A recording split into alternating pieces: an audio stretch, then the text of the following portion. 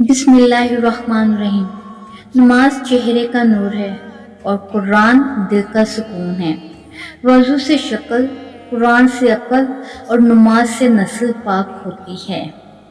جب آپ اپنی بات بتانے اور جذبات کی وضاحت دینے میں ناکام ہو جائیں تو اس وقت سب کچھ اللہ پر چھوڑ کر پیچھے ہٹ جانا چاہیے۔ تمہیں جو کچھ بھی دیا گیا ہے وہ دنیاوی زندگی کا چند روز فائدہ ہے، اور جو کچھ اللہ کے پاس ہے وہ بہت بہتر اور ہمیشہ باقی رہنے والا ہے۔ ان لوگوں کے لیے جو اپنے رب پر ایمان لاتے ہیں اور صرف اسی پر توکل کرتے ہیں، اور جو بڑے گناہوں اور بے حیائی کے کاموں سے بچتے ہیں، اور جب انہیں غصہ آئے تو معاف کر دیتے ہیں۔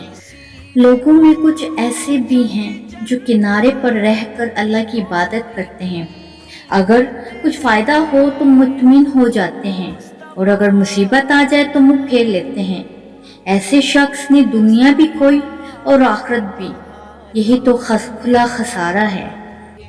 حدیث مبارک۔ رسول اللہ صلی اللہ علیہ وآلہ وسلم نے فرمایا، اللہ تعالیٰ نے ایسی کوئی بیماری نہیں بنائی کہ جس کی دوا نازل نہ کی گئی ہو، سوائے ایک بیماری کے، وہ بڑھاپا ہے۔